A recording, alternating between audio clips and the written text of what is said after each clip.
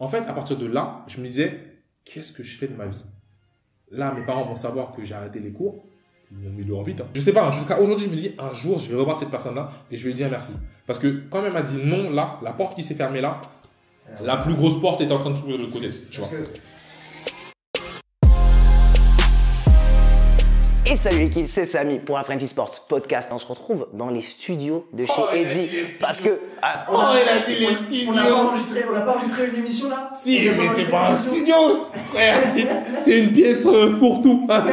Il y a mon bazar au fond, c'est pas un fond. Eddy, alors tu sais que j'ai un petit peu un public de footballeurs américains, donc présente-toi un petit peu rapidement. Qu'est-ce que tu fais sur YouTube et qu'est-ce que tu fais dans la vie? Raconte-leur qu'est-ce que tu fais, qui es-tu, pourquoi tu es là? Simplement, Eddy David, créateur de contenu sur internet autour du basket, mais pas que. Je me suis un peu aussi lancé dans la comédie sur TikTok. Oui, je fais des vidéos TikTok, ne me jugez pas. J'ai beaucoup joué au basket dans ma vie, enfin beaucoup joué. J'ai grandi dans le basket, entre guillemets, parce que le grand frère d'un de mes meilleurs potes qui s'appelait Bertin, son grand frère s'appelait Mathias, nous apprenait un peu à jouer au basket avec Nelson, Terence et compagnie. Du coup, j'ai joué au basket pas mal. Après, j'ai arrêté, j'ai fait du soccer, pas football américain, parce que je sais que vous, votre communauté, c'est soccer qu'on dit. Après, je suis revenu dans le basket. J'avais pour aspiration de jouer en national. Quand j'étais beaucoup plus jeune, j'avais 16, 18 ans. C'était pas forcément ça. Bon, bref, je vous ai parlé des Tu t'es fait les ligaments, c'est ça, comme moi, ouais, parce que moi, je me suis fait les ligaments. Heureusement, tu vois. Mais, tu sais, tu connais les ligaments croisés. J'aurais dû devenir LeBron, hein, mais tu connais. Mais, et après, du coup, j'ai continué le basket vite fait, mais voilà, vraiment vite fait. J'ai fait du football américain aussi. Je me suis pas inscrit, mais j'étais dans les types, dans la team de l'université Descartes. Non, de l'université Paris Descartes en football américain avec, Shaki, Wadji et compagnie. Okay. Après, j'ai fait du flag aussi, là, avec Wadji, avec Shaki aussi chez les, Juggernauts de Paris. Okay. J'en ai fait quelques mois. Et après, je suis revenu totalement au basket. Et maintenant, je suis totalement au basket. Et c'est pour ça, il vous dit qu'on vient de finir d'enregistrer une émission parce que j'ai une émission tous les samedis à 21h autour de basket, machin chose, etc. Voilà. J'ai 3 thématiques pour toi. Okay. Basketball, réseau et questions sur lifestyle en général. On commence par le basket parce que c'est au final le sujet qui m'intéresse entre guillemets le moins. Avec toi, j'ai envie d'aller tranquillement vers le lifestyle avec toi. Donc rapidement, 3 choses qui t'intéressent en ce moment cette saison en NBA. Voilà, 3 choses sur lesquelles tu gardes un œil. Giannis Antetokounmpo parce que j'ai dit que ça allait être le back-to-back MVP. La progression des sophomores Trae Young, Luka Doncic parce que depuis la saison passée on les compare énormément et je vois que c'est énorme, et les Lakers parce que depuis l'année dernière il y a eu le drama avec Anthony Davis de venir et compagnie. Maintenant LeBron James a eu son Anthony Davis, il a eu son précieux comme Smeagol dit dans le Seigneur des Anneaux. Comment ça va fonctionner? Et je vois que ça fonctionne plutôt bien. On verra à la fin de la saison. Ok, lourd. Bah alors attends, moi mes 3 choses parce que je les partage aussi. Moi c'est Luka en particulier. C'est Luka que je suis beaucoup, que j'aime beaucoup. Après c'est Philly. Est-ce que la cohésion ça va fonctionner? Et pour l'instant j'ai un petit peu du mal, même si pendant la saison régulière ça va. J'ai vraiment des doutes sur les playoffs. Et allez, dernière chose bien sûr c'est les Lakers comme tout le monde. C'est les Lakers comme tout le monde parce que je pense vraiment que LeBron James peut gagner son titre cette année et qu'il est en train de gagner et le titre de MVP et le titre de MVP des finales et le titre de... C'est incroyable. Tu fais pas de basket en club, ça c'est un truc qui est très très important. Voilà. Tu aimes le basket, t'es compétiteur comme moi, mais tu fais pas de basket en club. Alors, comme moi, je ne fais plus de football américain en club. J'ai arrêté ça. J'ai arrêté le basket en club aussi. Mais on est tous les deux très compétitifs. Comment tu penses que tu peux rester compétitif sans te retrouver dans un club ou dans une institution? Comment tu ressens cette chose quand toi tu joues au basket? Comment tu dis à cette personne qui, ok, s'identifie pas à un club, peuvent rester quand même compétitifs, garder cet esprit? Je pense que c'est plus un lifestyle. Je pense que c'est plus un lifestyle dans le sens où reste focus tout le temps, reste sur tes objectifs tout le temps et reste surtout comme t'es, tu vois. J'ai une sorte d'interrupteur moi personnellement dans ma tête. La plupart du temps, je suis toujours le phoque, etc. À part quand je commence à perdre. Là, c'est vraiment quand je sens que je commence à perdre ou quand je vois que quelqu'un est fort, tu vois. Là, ces 2 moments-là. Dis, le jour où je l'ai rencontré, j'ai cru qu'il était... Bon, vous allez encore dire avec la vidéo de Kyrie, je dis bipolaire à tous les moments, mais lui, j'ai vraiment cru qu'il était bipolaire. Du jour, là, maintenant, à 2 minutes après, je peux passer du rire à l'énervement. Là, j'ai beaucoup travaillé là-dessus parce que voilà, forcément, je vois. Mais vraiment, c'est ça, tu vois, ça m'a beaucoup porté préjudice aussi dans ma vie, tu vois. Le fait de tout le temps être là. C'est ça, tu vois. C'est bien dans certains moments, mais dans d'autres aussi, ça porte préjudice. Et d'ailleurs, ma dernière relation, ça porte préjudice, parce qu'on s'est séparés. Non, je peux le dire. On a fait presque 2 ans et on s'est séparés à cause de ça, tu vois. Mais voilà, donc, voilà. Est-ce que dans le basket aujourd'hui, actuellement, je pense, sur le terrain, est-ce que tu as des objectifs pour l'année 2020? Est-ce que tu as un nouvel objectif? Putain, je joue plus. Je joue une fois par semaine. Je prends du bimondum. Il faut que je commence à faire du sport. Hein. C'est pas bien, c'est pas bien.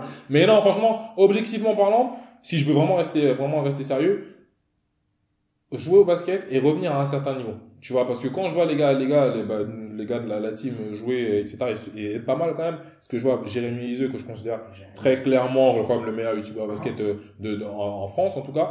Ça, j'ai déjà été très vocal là-dessus. Et je vois aussi que Valentin prend du niveau, ce qui est pas mal. Je vois aussi que Paf prend du niveau, ce qui est pas mal du tout. Brice, il avait déjà un très bon niveau il sait déjà. Manu, frère, il joue en club, du coup, il est coach, etc. Du coup, lui, son niveau aussi.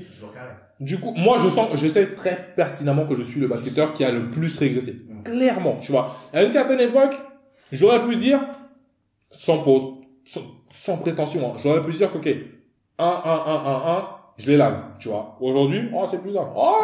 C'est plus ça. Moi, j'avais eu un moment où clairement je me disais, si Eddie se prenait au sérieux sur le basket, je te dis pas que tu étais pas sérieux, mais tu t'entraînais pas comme Jérémy s'entraînait, clairement. Je me disais, si Eddie s'entraînait comme Jérémy, comme Manu. Ouais, il y aurait moyen, mais après, c'est chacun gère sa vie comme il veut, tu vois. Et je suis plus en mode, à une époque, j'étais vraiment en mode, ok, si je rentre sur le terrain, il faut que je me la donne. Et c'est pour ça que je jouais tout le temps avec des gens beaucoup plus forts. Des gens de N2, N3, N1. Je jouais beaucoup avec un grand, quand je jouais à Alfortville, avec un grand qui s'appelait Albert, si regarde ce podcast, qui est actuellement en N3, je crois, à Nancy, ou en Tecamasse, ou je sais plus où, mais je sais qu'il est en N3 ou en National. On jouait beaucoup ensemble, et je jouais tout le temps. Genre, c'était vraiment tout le temps. Si je jouais pas, je regardais des vidéos. Si je regardais pas des vidéos, j'écoutais des vidéos. Si j'écoutais pas des vidéos, je lisais des magazines. J'étais vraiment à fond basket, tu vois. Et il fallait que j'ai l'IQ basket, il fallait que je comprenne comment les joueurs fassent certains mouvements, il fallait que je comprenne vraiment toute la chose, les stratégies de jeu, le jeu off-ball, le jeu, pour que moi-même, après, j'arrive sur le terrain, je me dise, ok, maintenant, let's go, tu vois. Bon, là, t'es dans cette mentalité, donc je continue sur une question. On va un peu vers la NBA. Ton joueur préféré, c'était Kobe. Dis-moi un truc que Kobe t'a appris en le voyant jouer ou des interviews, l'un ou l'autre. Alors, deux choses. La mentalité est de rester toujours focus sur ses objectifs. Et la deuxième chose, c'est de prendre le temps. Quand il est arrivé pour des tournois, c'était pas des tournois, il y avait pas de AAU à leur époque. AAU, c'est des tournois jeunes, voilà. Il y avait des tournois avec des classements, mais il s'est rendu compte que les jeunes de son âge étaient beaucoup plus physiques que lui, tu vois. Du coup, ce qu'il s'est dit, c'est qu'il s'est donné un time-lapse de 2 ans. Et dans 2 ans, il va être meilleur qu'eux. Et c'est là où il a fait la mathématique, il a dit, c'est simple. Entre quelqu'un qui s'entraîne 3 fois par semaine, 2 heures, et quelqu'un qui s'entraîne tous les jours, 1 heure, qui va progresser? Logiquement, c'est la personne qui s'entraîne tous les jours, 1 heure, tu vois. Et à partir du moment où tu as ce mindset-là, tu l'appliques tout le temps dans ta vie. Même si t'as pas forcément envie de faire quoi que ce soit, force-toi. Force-toi à le faire au moins 1 fois par jour. Je sais pas moi, t'as pas envie de faire du sport, fais au moins, va courir. Va courir. Monte des escaliers.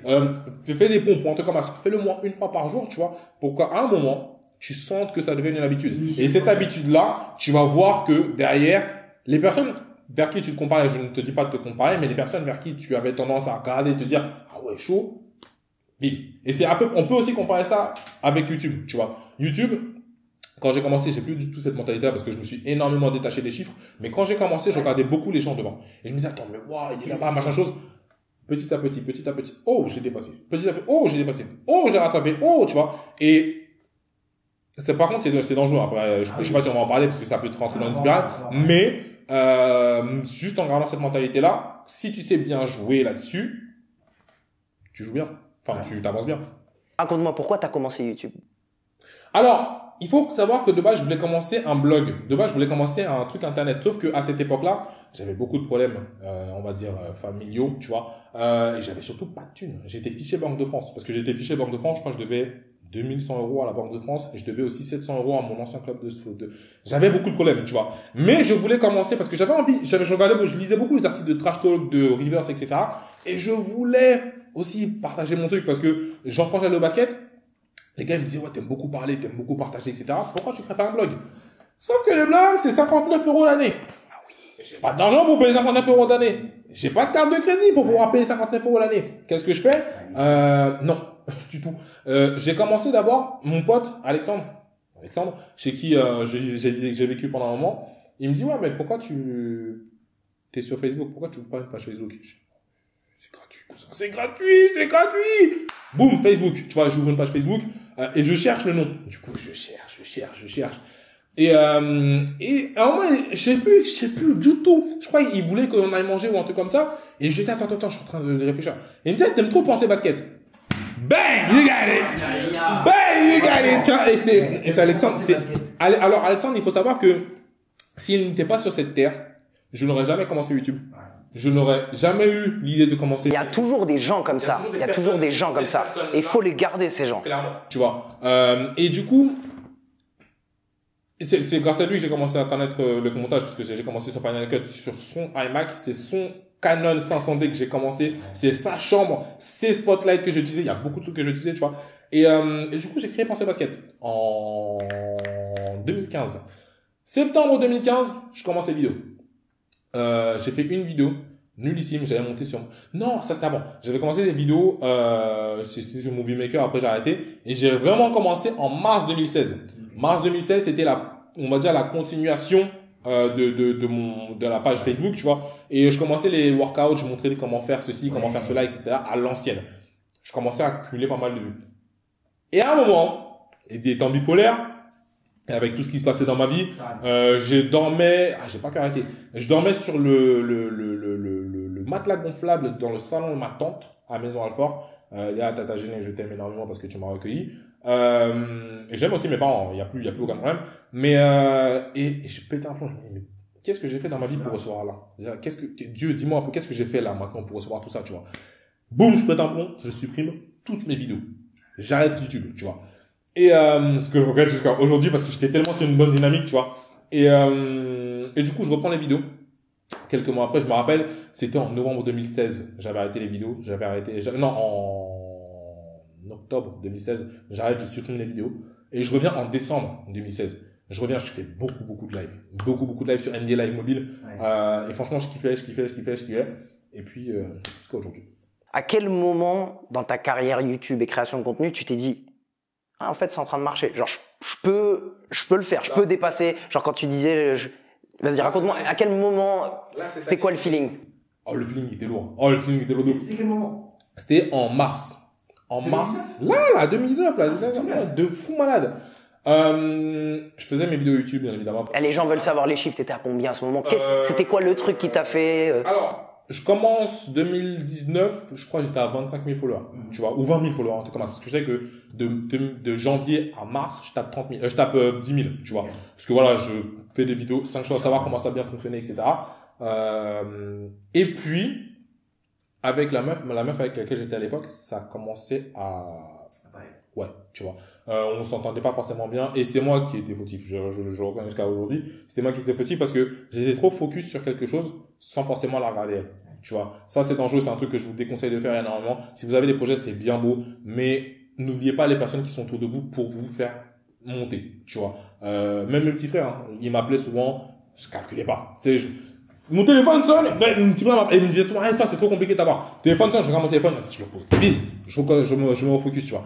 Ce qui est très, très dangereux parce que j'étais énormément dans les chiffres. Tu vois, j'étais là, putain, ça a fonctionné, mais là, j'ai fait que ça. Et j'oubliais tout le reste, tu vois. Ma meuf, mes frères, ceci, cela. À quel moment ça te mène ça au moment où, ça peut marcher? Et en fait, de là, je prends conscience que je perds quelque chose et je me dis, attends, prends un pas de recul et kiffe les choses, tu vois. Kiffe les choses, oublie les chiffres. Là, regarde d'où tu viens, parce qu'à cette époque-là, j'étais dans un studio, un 14 mètres carrés qui était très bien déjà, parce que j'étais à 2 doigts d'être à la rue, du coup, j'étais très bien. Et du coup, kiffe ce que t'as, et kiffe les personnes que tu as autour de toi, tu vois. Malheureusement, le temps que je recommence à kiffer ma meuf, elle était déjà en train de partir, parce que le temps, voilà, tu vois. Mais, mon ex, c'était ma meuf. Et, à un moment, je sors une vidéo. Je sais plus c'était quoi, je sors comme vidéo. Une vidéo réaction. Tu vois, je sors une vidéo réaction, bim, les meilleurs trucs d'internet, c'est ça, tu vois, boum, ça monte. 100K, 200K. Ouais, un truc comme ça. Et après, dans le même instant, je sortais une vidéo avec Brice, Emmanuel et Outsidia. On shootait, tu vois. Et après, je continue à sortir des vidéos. Et là, boum, boum, boum. Je passe de mars à... Non, de avril à juin. Tu prends 20K. Et je monte de 30 à 50. Je pète un plomb. Je continue. Et en fait, ce qui a fait que je rebaisse encore, parce que là, c'était vraiment mon moment où je me disais, et là, je suis en train de repartir dans ce moment-là, tu vois. Mais ce qui a fait que je baisse, c'est qu'on a finalement décidé de se séparer avec ma meuf, tu vois. Et là, je vais pas me cacher, hein, j'ai pleuré. Ah, je vous le dis, face en face, j'ai pleuré. J'ai pleuré pour une meuf. Il y en a beaucoup sur Internet qui font les mecs genre, ouais, quand tu pleures pour une meuf, t'es pas mal. J'ai pleuré pour cette meuf. Ah, mais j'ai pleuré les larmes, j'ai pleuré fort, tu vois. Mais, et j'ai pleuré aussi quand je suis parti de ce studio. Parce que j'ai revu toutes les mémoires que j'avais, tu vois. Et frère, ça t'a travaillé. Ouais, de ouf. Mais ça t'a libéré de ouf. Hein? Mais ça t'a libéré de ouf. Pas sur le coup. Pas sur le coup. Sur le coup, je crois que pendant le mois. Bah oui, normal, t'es accroché. T'étais 2 ans avec elle? Ouais. J'étais 1 an full et 1 an c'était en ballottage, tu vois. Et du coup, j'étais archi mal, tu vois. Et septembre. Et en fait, ce qui a fait que je recommence un peu à sortir la tête de l'eau, c'est d'avoir cet appart-là. Parce que en juillet, les gars de notre logement me disent, ouais, il y a des travaux en septembre, vous devez partir, tu vois. Frère, je trouve où l'appart, tu vois. Et de juillet à août, je cherche. Je finis par avoir cet appart-là. Septembre, j'arrive. Et je vois ça, tu vois, je me dis, ok, regarde, fais un feedback. Il y a 5 ans, t'étais fiché Banque de France.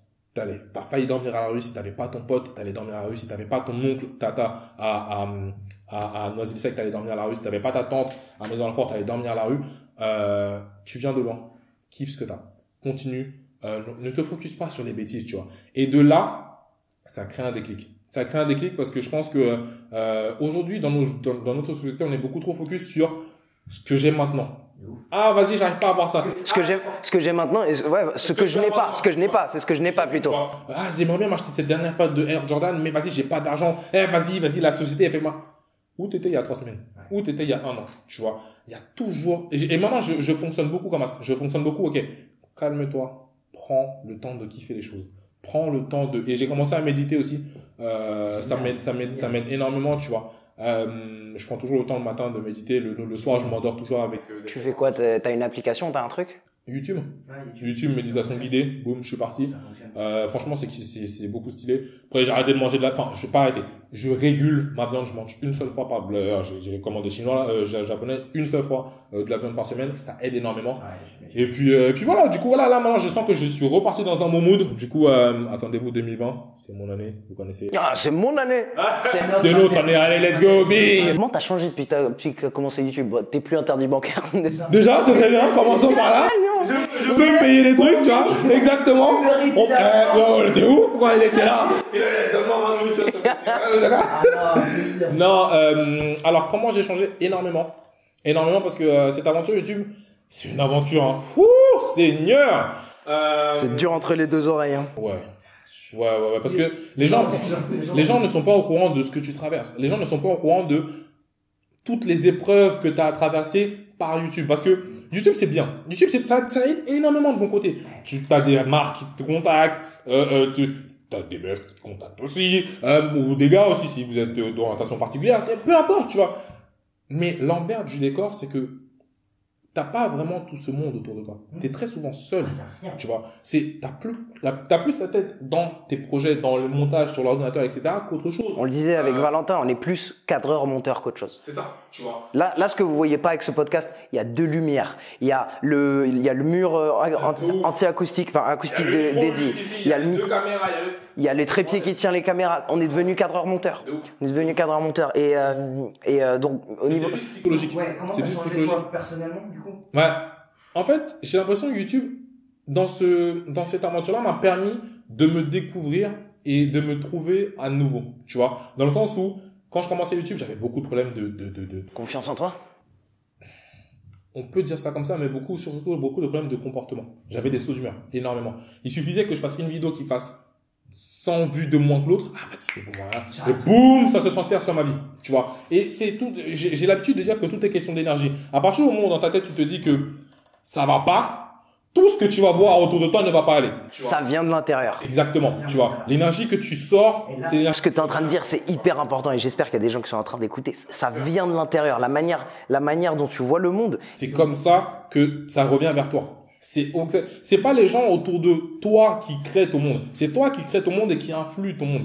Et il y a une citation de Confucius qui dit que l'harmonie commence par une personne. Si je suis en harmonie avec moi-même, je suis en harmonie avec les gens autour de moi. Les gens autour de moi sont en harmonie. Ça va créer un foyer harmonique. Un foyer harmonique, ça peut créer un voisinage harmonique, ainsi de suite. Avoir un monde harmonique, tu vois.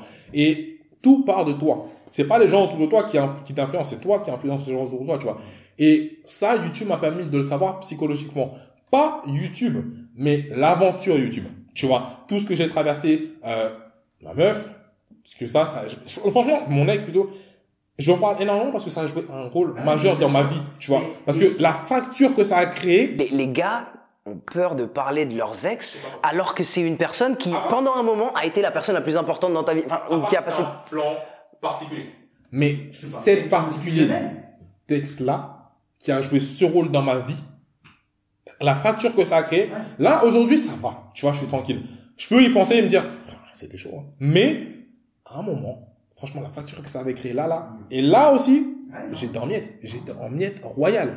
Viens, alors, j'aime pas te couper parce que... Ouais, mais... On reparle sur le sujet d'être seul parce que c'est une réalité de ouf. Je me rends compte maintenant. Moi en particulier, alors je bossais dans une entreprise qui s'appelle Michel Augustin et c'était absolument dingue. J'étais en charge de la communication vidéo. Voilà, je m'occupais de tout ce qui était vidéo et c'était absolument génial. C'est une boîte où c'est super cool de bosser. T'y vas, il y a des jeunes, ça parle, c'est des potes. C'est vraiment un bon kiff. Et j'ai quitté ça pour devenir freelance, faire des vidéos pour des business et faire YouTube. Mais c'est la quintessence de vivre solo. Mais je me lève, je vais dans mon salon, j'ai mon montage. Si je suis pas en tournage avec quelqu'un d'autre, je suis solo. Et tu as vécu des trucs comme ça à un moment, Je vis des trucs comme ça. On va parler de but en blanc. Depuis que je suis entré dans cet appartement, mon salon est vide. Parce que j'ai acheté ça, j'ai acheté ma chambre, enfin j'ai acheté tout dans ma chambre de l'autre côté. Parce que quand je suis arrivé ici, j'ai arrêté mon taf. Parce que voilà, avec Winamax, ça me permettait de subvenir à mes besoins. Tous les matins, je me lève, je prends ma nourriture, je brosse mes dents, je prends ma nourriture, je m'assois là. Il y a pas de, je sors vite fait, par-ci par-là, mais sinon je suis là. Ça, tu vois. Les gens voient pas. C'est un bordel. Les gens voient seulement quand tu lâches des vidéos, tu vois. Ouais, elles sont une nouvelle vidéo, etc. Frère, je suis en train de passer par un trouble émotionnel et psychologique. Laisse-moi sortir de ça, s'il te plaît. Tu vois un peu? Mais, et je pense aussi, le problème, c'est que c'est pas seulement ça. Le problème, c'est que quand tu vas te montrer vulnérable, t'as deux réactions. T'as le type de réactions qui vont être compassion, la compassion, genre, on comprend, t'inquiète, prends ton temps. Et d'autres, frère, t'es youtubeur, ne prends pas la tête. Tu gagnes bien ta vie, tu fais ceci, tu fais cela. Arrête de faire comme si tu étais éboueur. Je n'ai rien contre les éboueurs. Ou tu étais agent de sécurité. J'ai été agent de sécurité, donc je n'ai rien contre les agents de sécurité. Donc ouais, boss. Non, les gars. C'est pas parce que... C'est le maxi-capitalisme. Il y a pas de... Si c'est les vacances, tu devrais sortir des vidéos. Si c'est le 31 décembre, tu devrais sortir des vidéos. Si t'es avec ta mère, tu devrais sortir des vidéos. Il faut que je dise, il faut qu'on soit clair sur cette chose-là. Si même Steve Jobs, en mourant, a regretté de ne pas avoir passé assez de temps avec sa fille et sa famille, ne venez pas dire à des youtubeurs lambda, que ce soit Cyprien ou que ce soit le dernier Pecno qui a 100 abonnés, elle est où la vidéo? On a le droit de passer par certains états émotionnels. C'est pas possible, nous sommes humains, tu vois. Que ce soit ça, youtubeur, footballeur, sportif, hein, tout le monde. J'ai ma théorie là-dessus.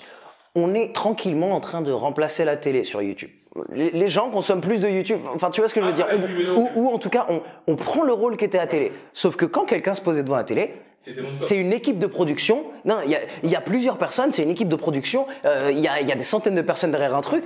Nous, ils ne voient pas encore une fois que c'est moi qui ai mis en place cette lumière, ce truc. C'est moi qui veux monter. Et c'est moi qui vais faire ma miniature. Et c'est moi qui vais sortir la vidéo. Et c'est moi qui fais la com. Parce que les gens oublient que c'est pas juste dropper la vidéo. Non, Instagram, Twitter, et ceci, et cela, et machin chose. Et non, frère. Ouais. Dernière question, Resso, parce que je pouvais pas partir de ce podcast sans te parler de TikTok. Tu es beaucoup plus actif sur TikTok. Qu'est-ce que tu aimes sur TikTok et pourquoi les gens devraient donner une chance à cette plateforme? Parce que même parmi nos abonnés, il y a des gens qui font « Ouais, qu'est-ce que vous faites sur TikTok ?» Alors, avant de répondre à ces questions, il faut qu'on arrête à chaque fois que quand quelqu'un va aller sur une application particulière. Ouais, mais c'est pour les jeunes. Ouais, mais t'es sérieux, Non. Ce qui est bien, énormément bien sur TikTok, c'est la façon la plus rapide. Je pense que c'est l'application la plus rapide en termes de créativité. T'as une idée, bam, c'est bon, tu vois. Moi, comment je crée mes TikTok, c'est en fonction des musiques. J'écoute une musique, je me dis, attends. Oh! Bim! Je balance, tu vois. J'ai fait 1 million de vues sur une vidéo. Je te l'ai dit tout à l'heure, j'ai tourné en 2 minutes. 2 minutes, c'est vraiment top chrono. J'ai posé ma caméra ici et là-bas. Boum! Enfin, j'ai mis un texte et j'ai balancé, tu vois. Mais ouais, c'est un peu ça. Et donc, les gens devraient donner un peu une chance. Les gens devraient donner une chance. Les gens, il y a 2 types de gens. Il y a les créatifs devraient donner une chance parce que ça leur boosterait 1000 fois plus leur possibilité de s'agrandir en termes de following, followers, etc. Ce qui serait très bien aussi pour les marques, du coup, pour eux. Et les gens qui veulent aussi être viewers, ça, c'est marrant. C'est le Vine 2.0. C'est très marrant. Il y a des trucs qui sont malsains. Parce que il y a le roi Dera qui avait fait une vidéo sur Musical.ly à l'enchaîne, voilà. Mais je pense que cette période est passée. Là, on a beaucoup moins de personnes qui se mettent en avant. Il y en a toujours. Alors, qu'on soit clair, on est toujours hyper mal à l'aise en voyant des filles d'un très jeune âge et des gamins d'un très jeune âge qui se montrent sur ces réseaux. Mais il y en avait sur Instagram, il y en avait sur Facebook, il y en aura sur tous les réseaux. Mais moi, ce qui me pas qui me dérange, mais ce qui me fait un peu tiquer, c'est que je vois beaucoup de youtubeurs, beaucoup de gens qui sont sur Instagram ou même qui ont été sur Vine, qui, entre guillemets, prennent la place de la télé avec une nouvelle plateforme et qui maintenant sont un petit peu en mode « Ah non, c'est pas pur comme contenu, nous c'est plus pur » et ils ont la même réaction que les gars qui étaient en télé, qui traitaient mal. Il y a des youtubeurs qui sont en mode « Ouais, mais c'est des vidéos pour les gamins, c'est pas assez développé, c'est pas assez travaillé. » Moi, à partir du moment où je vois certains youtubeurs, franchement, moi je vois le plus gros youtubeur français faire des réactions à TikTok. Qu'est-ce que tu vas me dire? Il est même sur TikTok. Qu'est-ce que tu vas me dire, toi, réellement? Tu vois, si Squeezie est sur TikTok, Cyprien, je crois aussi, il a un TikTok ou un truc comme ça. Thibaut InShape, le mec, ils ont tous des TikTok. Et c'est, je pense, les youtubeurs qui touchent le plus. Et c'est même pas ça. Quel est le problème? Pourquoi on est obligé de suivre une certaine ligne de conduite particulière? Moi, faut respecter l'audience. Si l'audience, parce que de base, on est personne sans les gens qui mettent des likes derrière, c'est les gens qui regardent. Si l'audience, tu le vois, parce que là, les chiffres sont réels. TikTok, il y a 1 an, 2 ans, c'était une hypothèse. Aujourd'hui, c'est réel. Les gens sont sur TikTok. C'est, en tant que créateur, manquer de respect. De ne pas essayer au moins. De ne pas donner du contenu. C'est ça. Si tu, au moins, essaye. Si tu vois que ça prend, ok. Si tu vois que ça prend pas et que ça te gêne, vas-y. Mais si tu vois que franchement, teste, mais teste pas une vidéo. C'est une vidéo, c'est nul. Faites 10 vidéos en avance. Parce que l'envers du décor des chiffres, c'est que quand tu publies une vidéo et que tu vois que c'est mauvais, tu te décourages vite. Ouais. Fais 10 vidéos. Il faut fermer les yeux. Faut fermer les yeux sur les vues. Et tu balances une à une. Parce que moi, ce que j'ai compris, et je sais que en 1 mois, j'ai pris à peu près, 15, 20 000 followers, tu vois. C'est juste balance. C'est un jeu de quantité. Balance. Tu fais ta vidéo, tu balances. Même si tu manges un œuf cassé, balance. Tu t'en fous. Parce que, il y a aussi un truc, c'est pas les vidéos les plus travaillées qui fonctionnent. Franchement. Il y a des trucs, des vidéos qui, tant que t'as une lumière assez ça va. Ton message est le plus important. Ça va. C'est bon. Dans ta vie, ça c'est une question assez simple que je balance à pas mal de monde. C'est quoi ton échec préféré dans ta vie? L'échec qui t'a le plus construit, l'échec qui t'a... Il y a un échec particulier. Oh là, lui là, je le kiffe. Lui, je pense que c'est celui qui a lancé vraiment tout. C'est lui qui me permet de rester souvent motivé à un certain point, tu vois. J'avais commencé des études d'infirmier quand j'ai passé mon bac, que je n'aimais absolument pas, parce que mes parents voulaient que je fasse des études d'infirmier, tu vois. Quand j'ai fait ces études-là, j'ai fait, je crois, 5-6 mois, tu vois. Ça me plaisait pas du tout. Mais quand je te dis pas du tout, c'est pas du tout. Je m'ennuyais, c'était bon. Non, c'était un choix parental, tu vois. Du coup, j'ai arrêté. Mais j'ai pas dit à mes parents. Et quand j'ai arrêté, j'avais pas dit à mes parents. Moi, mon meilleur pote, David, travaillait à la SNCF. Et il me dit, ouais, tu sais quoi, postule à la SNCF. En ce moment, ils recherchent des conducteurs de train, tu vois. Et franchement, la SNCF, à cette époque-là, je me disais, vas-y, il y a moyen, tu vois. Du coup, je postule à la SNCF. Je vais, parce que je passe entretien téléphonique. Tout passe bien. J'arrive là-bas. Tout se passe bien, le premier truc, le test psychologique. À quel âge à ce moment-là? Je pense 2015, début 2015. Il y a 4 ans. 5 ans. 5 ans. Ouais, 4 ans, oui, 4 ans. Ouais, du coup, là, j'ai 27 ans, j'avais 24 ans. Bon, en 23 ans, on va dire 23 ans, 24 ans, un truc comme ça, tu vois. Et du coup, ouais, j'arrive là-bas, le premier test se passe super bien. Deuxième test, on arrive là, c'était l'entretien avec la psychologue, tu vois. Je passe l'entretien, elle me pose une question, elle me dit, ouais, pourquoi vous voulez devenir conducteur de train? Et je dis, ouais, parce que j'aime bien les trains. Je raconte une connerie. Ouais, parce que j'aime bien les trains, parce que mon oncle était conducteur non, même pas. Mon oncle était conducteur de train au Cameroun. Des conneries royales. Elle me dit, vous êtes recalé. Et en fait, vous êtes recalé parce que vous n'avez pas donné la bonne réponse. La bonne réponse, c'était, il fallait dire parce que, je sais plus. Elle m'a dit un truc, mais moi, en fait, quand elle m'a dit, vous êtes recalé, pouf, blackout. J'entendais plus rien. Je me suis, tu sais là, tu vois la sensation quand tu sens la sensation quand tu sens plus tes jambes. L'échec, ouais. Oh là, c'était l'échec cuisant. Parce que, en fait, à partir de là, je me disais, qu'est-ce que je fais de ma vie? Là, mes parents vont savoir que j'ai arrêté les cours. Ils m'ont mis dehors vite, hein. Quand ils savaient pas, mais je savais qu'ils allaient mettre. Et je me rappelle, c'était à Saint-Denis. Quand je suis sorti, j'ai marché. J'ai pas du tout parlé avec, j'ai appelé personne, rien du tout. Je marchais. Je me rappelle, j'étais habillé, j'avais un sac, tu sais, sac militaire avec en toile. J'avais une veste, j'étais bien, tu vois. Et en face, j'étais en face du Stade de France. Je me suis assis genre, il n'y avait pas de trottoir. Je me suis assis pratiquement sur la route. J'étais en mode, putain, qu'est-ce que je fais? Là, maintenant, qu'est-ce que je fais?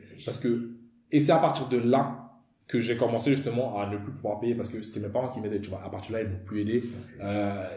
Chez Banque de France, c'est vite devenu Néonès, je leur devais des thunes, je crois que je leur devais un truc comme 400, je sais plus, entre 400 et 700 euros, un truc comme ça, avec les ajouts et compagnie. Du coup, tout ça est arrivé, mais c'est de là. Ça, franchement, ça, je pense que c'est l'échec le plus cuisant. Parce que j'ai encore le visage de la psychologue. Et je me suis dit, quand j'ai commencé à sortir la tête de l'eau, je me suis dit que un jour, je sais pas, jusqu'à aujourd'hui, je me dis, un jour, je vais revoir cette personne-là et je vais lui dire merci. Parce que quand elle m'a dit non, là, la porte qui s'est fermée là, la plus grosse porte est en train de s'ouvrir de l'autre côté. Tu vois. Parce que rien contre les conducteurs de train, mais peut-être que tu ne vis pas, enfin, peut-être qu'on se rencontre pas si tu avais pas ce truc. Je suis quasiment persuadé que je ne me serais pas lancé sur YouTube si j'avais été par conducteur de train. J'aime bien demander aux gens le meilleur investissement dans ta vie, en temps ou en effort, qui a le plus payé de ta vie. Ton investissement. En temps. Ouais, en temps par exemple. En temps, qui est en train de payer, c'est la méditation. Je pense que c'est le meilleur investissement que j'ai fait de ma vie. Tu vois, parce que autant quand je faisais pas de méditation, j'avais des réactions brutes. Tu vois, autant maintenant avec la méditation, dès qu'un truc se passe, je prends du recul. Oh, qu'est-ce qui se passe? Attends, on va peser le. Je suis un tout petit peu dans le monde de la méditation. Genre vraiment une fois par semaine, je vais faire 5 minutes, mais j'ai envie d'écouter un peu de ta part. Je suis parti dans la méditation, ça m'a permis vraiment ça me permet de prendre du recul sur les choses et surtout de ne plus réagir du tic au tac, tu vois. C'est vraiment, si quelqu'un me dit, nique ta mère, tu vois, ce que j'aime pas du tout, c'est cette insulte, tu vois. Je regarde, frère, c'est pas que je vais pas réagir, mais qu'est-ce qui se passe dans sa vie à lui pour qu'il réagisse comme ça, tu vois? Et surtout maintenant, ça m'a permis j'ai deux types de réactions. Si quelque chose ne me plaît pas, et je le dis très souvent autour de moi, soit je réagis d'une manière constructive à ce que la personne en face comprenne que ça ne me plaît pas et dans sa tête se sent, ok, d'accord, il est pas énervé, il m'a dit quelque chose. Soit je passe mon chemin, tout simplement. Que la personne soit raciste, que la personne soit X ou Y, j'ai ces deux trucs-là. Et surtout, je me pose beaucoup de questions. Surtout quand il y a dans le YouTube game, il y a beaucoup de ça. Même pas seulement dans le YouTube game, en général, dans le monde du travail, ça, c'est les ragots. Ouais, t'as vu, là. Quand je commence à écouter, je me dis, écoute, est-ce que si tu gardes ça dans ta tête, ça va te permettre d'avancer dans ta vie? Non? Ok, basta. Est-ce que quand il y a une discussion, est-ce que si on est 10 là? Tu choisis où tu donnes ton énergie, quoi. C'est ça. Je filtre énormément ce qui rentre dans ma vie. Parce que je filtre énormément ce que je fais sortir. Tu vois. Et quand il y a une discussion entre 10 personnes là, genre, ouais, t'as vu, il a fait machin chose, etc. Si je reste là, cette énergie, elle est pas la bonne. C'est pas la meilleure. Du coup, s'il y a une discussion comme ça, je me mets en retrait, je pars. Tu vois, je préfère faire ça, quitte à ce qu'on dise, ah, Edith, t'as changé, ah, Edith, tu ne parles pas. Mais oui, t'as changé. Mais oui, t'as changé. Les gens qui disent, ouais, t'as changé. Mais bien sûr que j'ai changé. Bien sûr que si tu me dis que j'ai pas changé depuis 2 ans, là, il y a un problème. Là, il y a un problème. Il y a quelque chose il faut que chaque personne mette dans la tête, c'est la solitude n'est pas une fin en soi. La solitude, c'est une chose extrêmement bien. Tu peux accepter. Ça, je l'ai. Je te rebalance une info. Quand je suis arrivé en première année d'école de commerce, comme il y a eu cette grosse différence entre ce que j'avais vécu et ce que j'ai adoré à l'UT et l'école de commerce, et du coup, je me suis pas fait de pote la première année. Alors que c'est des gars super cool, je me suis juste fermé. Mais tu vois, c'est le moment où je suis jeune, je mets pas d'eau dans mon vin, je suis arrivé, c'est tous des petits cons, je veux pas leur parler. Et j'ai passé toute l'année à vivre solo. Et j'ai appris sur cette première année à être heureux seul. De ouf. Il y a des gens, pendant toute leur vie, ils n'apprennent pas à vivre heureux seuls. Ils se retrouvent toujours En fait, c'est l'une des choses qui, là, on va vraiment parler d'une chose particulière, c'est l'une des choses qui fait que les gens ont le cœur brisé. Parce que tu te rends compte que, de nos jours, les gens, même pas de nos jours, depuis très longtemps même d'ailleurs, les gens ne prennent pas soin de prendre soin d'eux. L'espoir, ils le cherchent dans les gens. C'est pour ça que t'entends, j'ai le cœur brisé. Moi aussi, j'ai le cœur brisé parce que j'ai mis de l'espoir dans une personne, tu vois. Il faut que je mette de l'espoir en moi. Et cet espoir-là, je vais rencontrer une autre personne aussi qui a un autre espoir ou un avenir particulier. Je vais mettre ma barre haute. Si tu corresponds à cette barre-là, on monte ensemble. Tu vois. On va chacun faire nos choses pour que tous les deux, on puisse monter ensemble. Mais c'est pas moi, j'ai ma barre là, toi, t'as ta barre là. Parce que tu vois que je te tire vers le haut ou, on va prendre un exemple parce que j'ai pas envie de me mettre là. Je rencontre quelqu'un qui a la barre là, moi j'ai ma barre là. Je prends de cette personne, du coup, je gravite. Sauf que tu attires vers le bas. C'est ça. Et le jour où il y a un truc qui se passe mal ou il y a une cassure, je pleure, je perds l'espoir parce que j'ai pas eu, tu vois, et j'ai pas travaillé sur moi. Alors que c'est ça. Alors que si j'avais travaillé sur moi et si toute personne travaille sur soi, et c'est ça que la méditation m'apporte. Le fait de me vider, ça me permet de me dire, ok, dans ma tête, je suis tout seul et je suis maître de ce que je fais. Quand je me réveille, quand j'ouvre les yeux, je prends le temps de kiffer les choses. Je prends le temps de me dire, ok, maintenant il y a ça, maintenant il y a ça, maintenant il y a ça. Si quelque chose ne me plaît pas, c'est pas grave. Je recule. Si je n'ai pas l'opportunité de... Et il y a aussi un truc, et vraiment la méditation m'a beaucoup aidé parce que il y a un truc où, dans ce YouTube game là je vais parler dans ce YouTube game là, basket, moi je peux dire parce que je l'ai vécu, et je l'ai dit aussi, quand un est invité à un événement et je ne suis pas invité, j'ai le seul. Tu vois. J'avais le seul, tu vois. Je ne suis pas le seul. Je vais pas forcément dire X. Et là, je parle pas du YouTube basket, je parle du YouTube en général, tu vois. Ou même en général, tu vois. Quand un a quelque chose et toi tu l'as pas, t'es envieux. Bien sûr, Non. La méditation m'a apporté ce point-là. Je sais pas. Ok. C'est une fin en soi. Au max, voilà, au max. Est-ce que je vais mourir? Non. Tu penses quand même à ta carrière, tu dis, ok, dommage, ça pourrait être mieux, mais après, voilà, ça va pas t'empêcher de dormir. Et même penser à ma carrière. Est-ce que le fait d'aller à cet événement-là, ça allait surélever ma carrière? Ok, il y a du networking, mais c'est Internet. Internet, tout est visible. Je peux contacter la personne qui a créé l'événement par LinkedIn, via machin chose, etc. Il faut se poser les bonnes questions avant de réagir à brut comme ça. Tu vois, genre, il m'a pas invité, j'ai pas eu ceci, machin chose. Est-ce que ça va impacter ta vie s'il te doit donner ça ou pas? Non. Bah, frère, c'est bon. Ça va passer à autre chose. Quand tu étais jeune, est-ce que tu avais des personnes que j'ai pas envie de dire des idoles, mais juste des gens que tu admirais.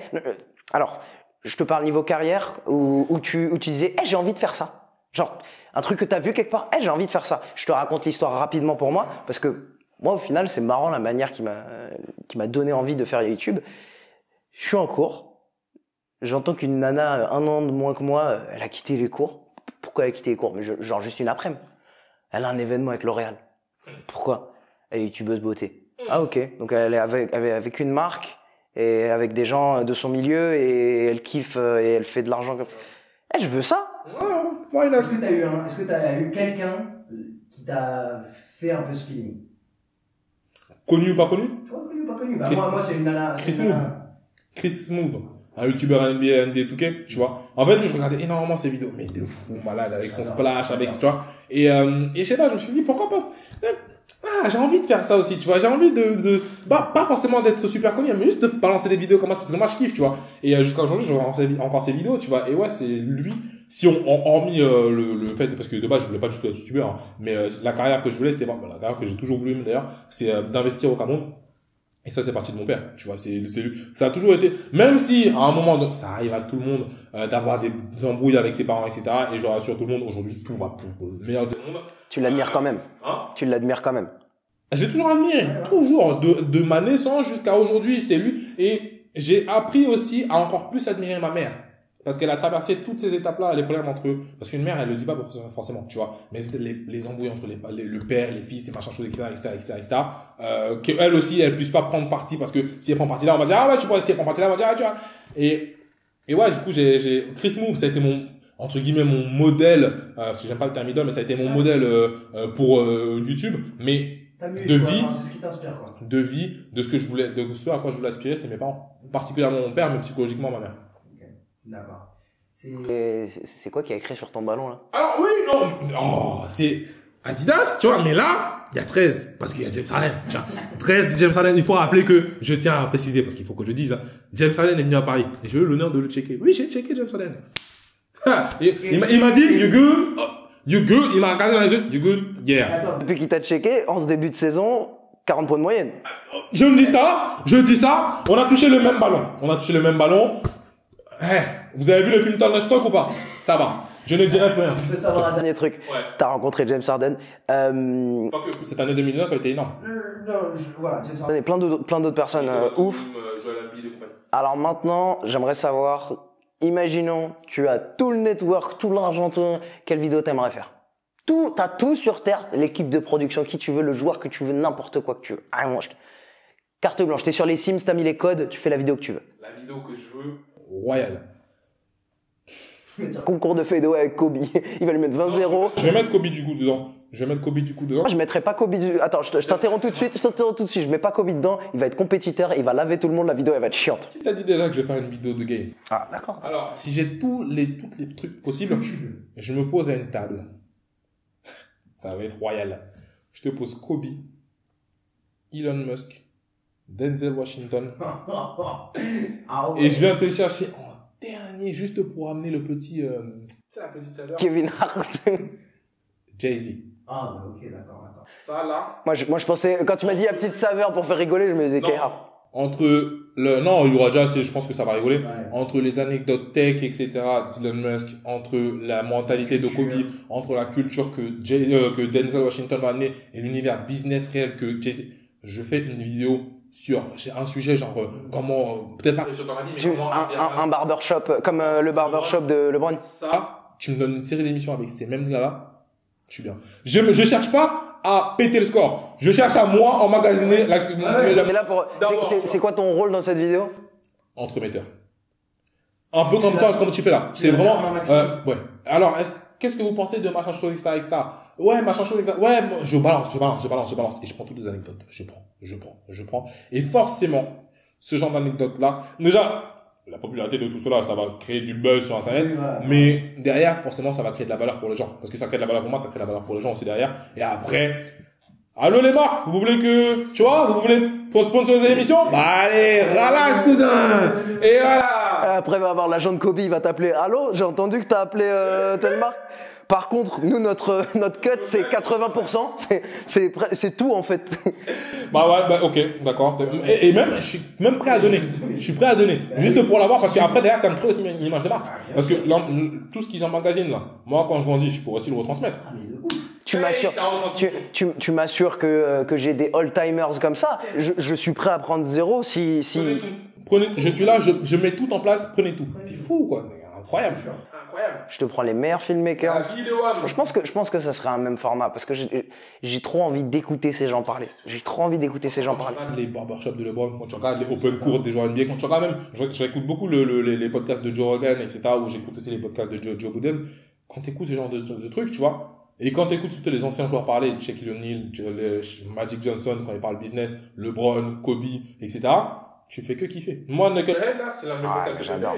j'ai Mais c'est génial qu'on soit dans cet âge où faire une émission radio est aussi simple. Avant, tu dois aller en studio, je sais pas quoi. Maintenant, presque, dans chaque équipe NBA, t'as un mec qui a un podcast. Dans chaque équipe NBA, t'as un mec qui a un live Twitch. Qui vient de lancer son podcast, là? Danny Green, il vient de lancer son podcast, c'est incroyable. T'as tout le monde qui a un truc, qui a une voix. Qui peut transmettre quelque chose. Maintenant, moi, c'est chaud pour moi de suivre tout, tu vois. Un peu compliqué, parce qu'on est dans l'univers où il y a beaucoup trop de flux, tu vois, mais... Il y a beaucoup de Ouais. flux, mais c'est dur. Eddie, merci beaucoup de m'avoir accueilli. Franchement, c'était lourd. Merci à toi. J'espère que 2020 va être ouf pour toi. C'est pas, j'espère. 2020 va être ouf pour nous, gars. 2020 va être ouf pour nous. Et comme j'ai dit, tout est question d'énergie. On n'espère pas, on va aller chercher. Tu donnes un hashtag aux gens à mettre dans les commentaires pour me prouver qu'ils sont restés jusqu'à la fin. Tu leur donnes un hashtag n'importe quoi à mettre dans les commentaires pour qu'ils prouvent. Hashtag 2020, c'est pour nous. Hashtag 2020, c'est pour nous. Suivez Instagram, l'Instagram d'Eddie, Twitch. Quelle YouTube. plateforme te fait kiffer maintenant? YouTube, Twitter, Insta, TikTok. TikTok, c'est mon bail. Followez-le. TikTok, c'est mon bail. C'est Eddie David. C'est tout. C'est Eddie David partout. À part YouTube, bien évidemment, où c'est juste Eddie David. Mais le reste, c'est Eddie David. Merci d'avoir suivi les gars. On se retrouve pour une prochaine vidéo pour plus de NFL, plus de NBA. Et ce sera tout pour nous. Allez, Ciao. c'était vraiment lourd. Franchement, c'était ultra lourd. Merci. J'ai vraiment kiffé. Franchement, bien Ce genre de concept-là, franchement, Ah oui, on discute sans,